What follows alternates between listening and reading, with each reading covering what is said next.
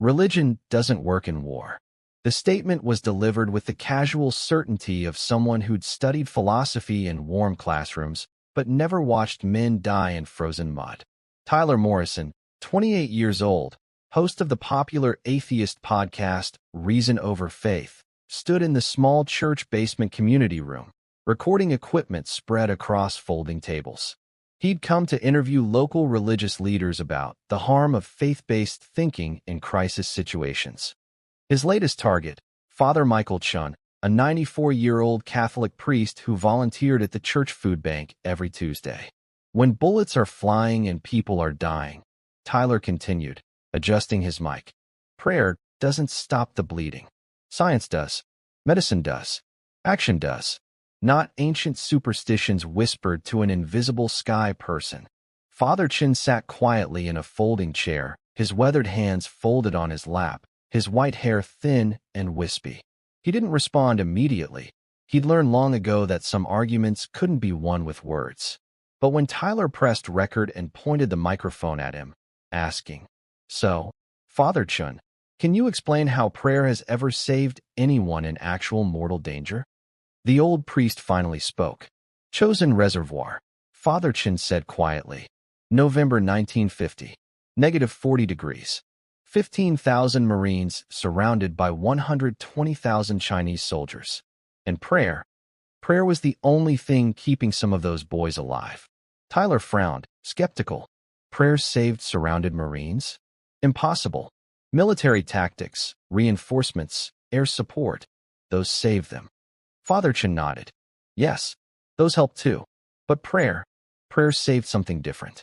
It saved hope. And without hope, Mr. Morrison, no tactic works.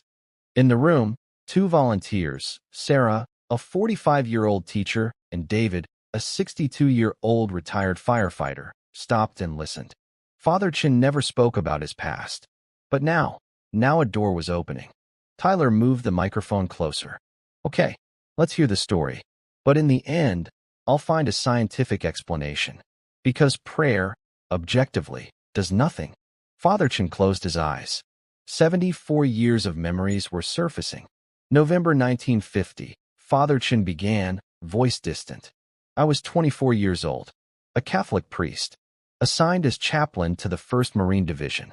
The Korean War had started. We were advancing north, toward the Yalu River, the Chinese border. Father Chen opened his eyes. And on November 27th, at night, Chinese forces attacked. 120,000 soldiers. They surrounded us. 15,000 of our troops. 8-1. Sarah covered her mouth. 15,000 against 120,000. Yes, Father Chen nodded. And the weather was hell. -40 degrees. Maybe colder. When the wind blew, -50, 60. So cold that weapons wouldn't fire. Grease froze. Hands froze. David leaned forward. How did you survive? Father Chen smiled, sadly. Good question. Most of us didn't. Father Chen described the first night. November 27th, 10 p.m. The Chinese attack began. Thousands of soldiers, in the darkness, blowing horns, charging forward. I was in a foxhole, Father Chen said, with 4 Marines. Young boys. 19, 20, 21 years old.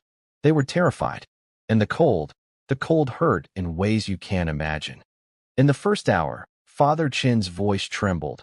One boy, David, from Iowa, was looking at his fingers. They were black, frozen, and he cried. Father, he said, I can't feel them. I can't feel them. Tyler was taking notes, still skeptical. And what did you do? Pray? Did that warm his fingers? Father Chen looked at him, calm. No, prayer didn't warm him. I warmed him. I put his hands inside my jacket, against my body, and I prayed, not for him, for me, because I was scared. Fear was paralyzing me, and prayer gave me focus. It gave me strength to act. Tyler paused. This wasn't the answer he expected. David survived that night, Father Chen said quietly, because prayer gave me a way to overcome my fear. And I warmed him. Physically, the second night was worse. November 28th. The Chinese assault intensified, and the temperature dropped. -45. That night, Father Chen said, a boy, Tommy, from Texas, was shot. In the stomach. Heavy bleeding. A corpseman came. But it was too late. Tommy was dying. Father Chen closed his eyes, tears forming.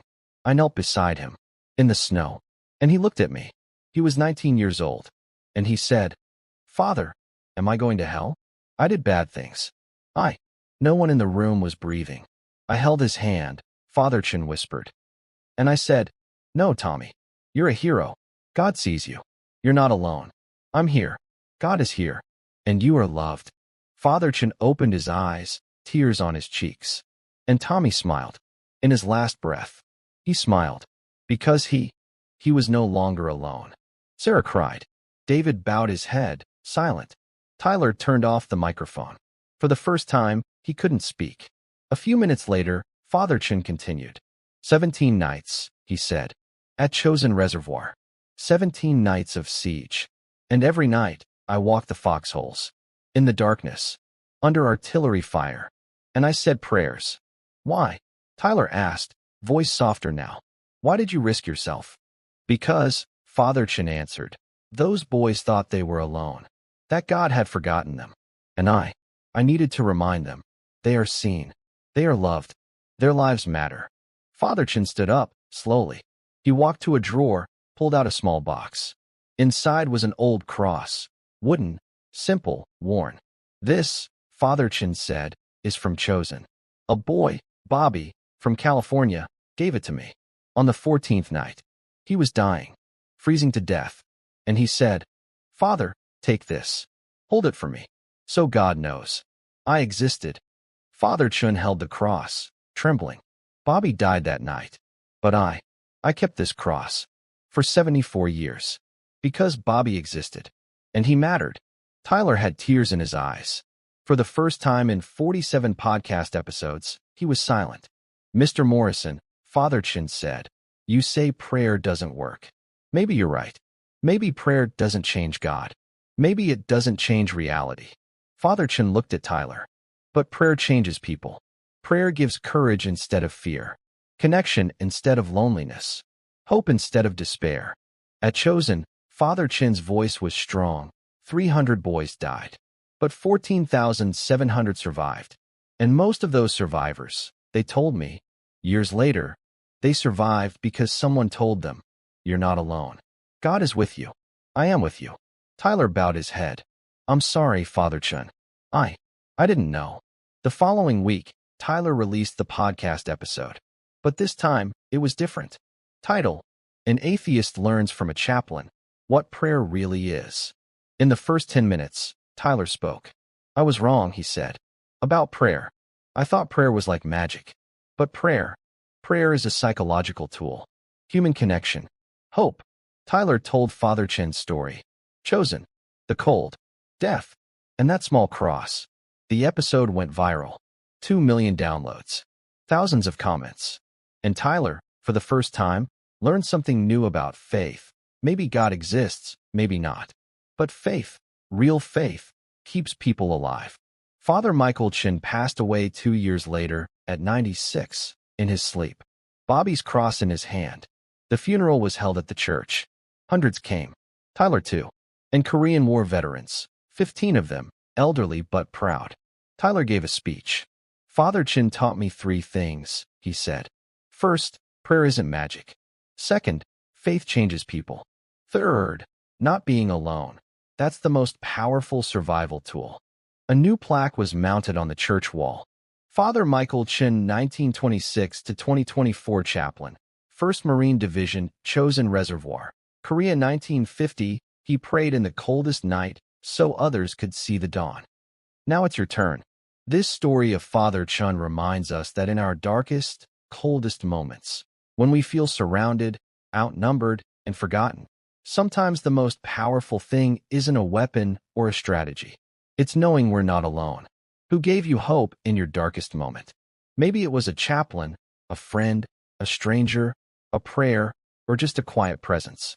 Maybe you don't believe in God, but you believe in human connection. Father Chen's story isn't really about religion. It's about what keeps us alive when everything says we should give up. Tell us in the comments below. Share their name. Share what they said or did. Let's honor the people who held our hands in the frozen darkness. And if this story moved you, hit that like button to honor Father Chen and all chaplains who served. Subscribe to Echoes of Valor for more untold stories from forgotten wars. Share this with someone who needs to remember they're not alone. Tomorrow, we have another story from a war most people have forgotten. One that will remind you that heroism doesn't always carry a rifle. Sometimes it carries hope. Until then, remember Father Chen's words. Prayer doesn't change reality, but it changes the person facing that reality. Thank you for watching. Thank you for remembering. And thank you for honoring the 300 who didn't come home from Chosin and the 14,700 who did, because someone told them they weren't alone. We'll see you in the next story.